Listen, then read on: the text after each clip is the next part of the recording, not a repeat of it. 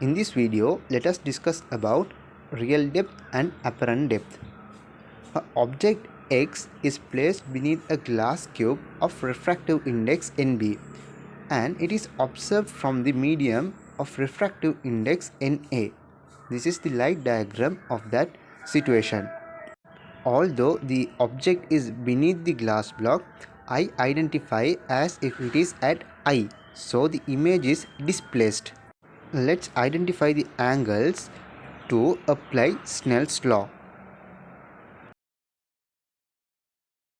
Applying Snell's law, we have NB into sine beta is equal NA into sine alpha.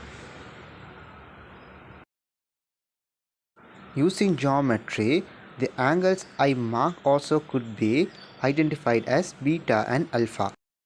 Before we move with further simplification, we have an important assumption to make.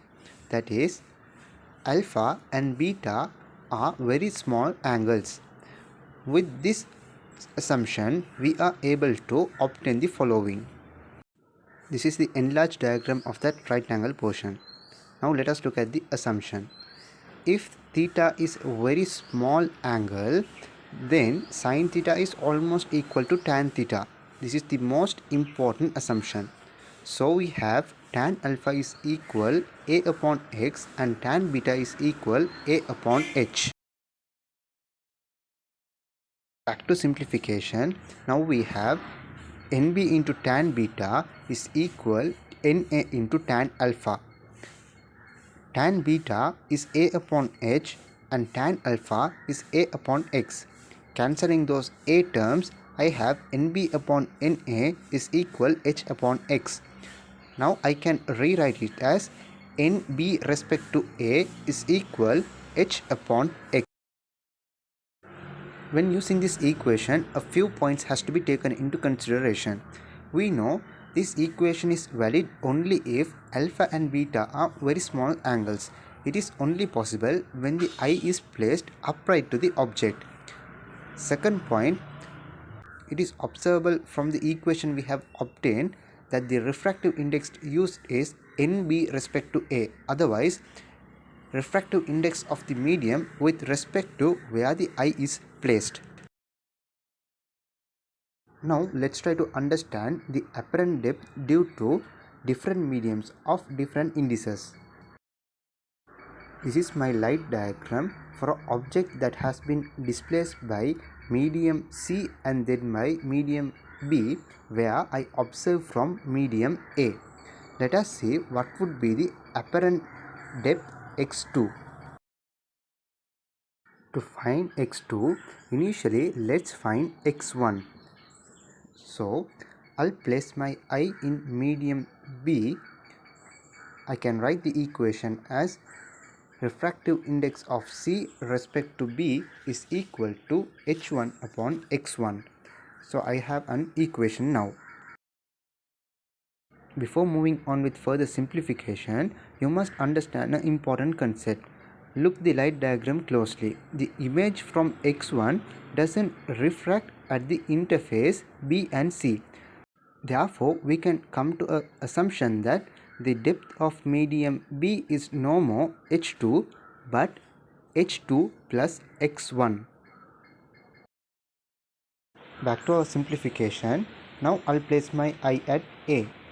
So I should apply NB respect to A, and that is equal to real depth upon apparent depth. Real depth is h2 plus x1 upon x2.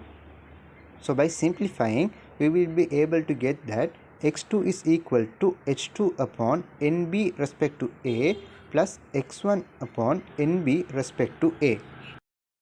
But from the previous equation we obtained, we are able to obtain that x1 is equal h1 upon nc respect to b. So let us substitute x1 with this.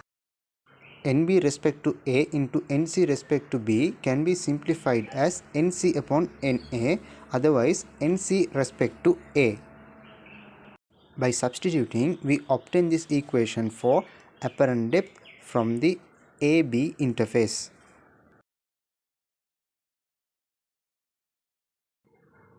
1986 MCQ 18. We have been given the following information and we are supposed to find the apparent depth viewed from air-water interface. Already we have obtained the equation for apparent depth x as h1 upon nw with respect to where you have placed the I, that is air, plus h2 upon ng respect to air where you have placed the I. So here we have the information of nw with respect to a, but we don't have ng respect to a. So we must find ng respect to a first and then we could approach the question.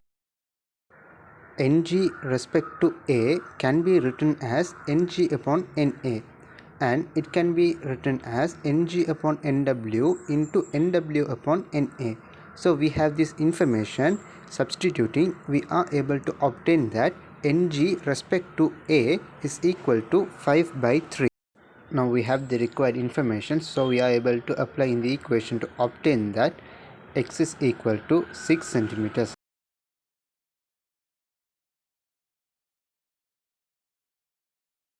(1898) MCQ 48. Let us mark the information given in the diagram. When you observe from water, the image of O seems to be at 1/3 below the glass surface, and when it is observed from air, the image is seen to be at the surface of the glass. As we have discussed before, the real depth from the air-water interface has to be h plus 1/3 and the apparent depth is h. So when we simplify, we obtain that h is equal to 1.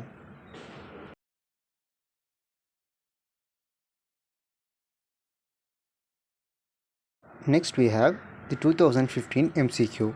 If you go through Rosas's elaboration, he has two methods.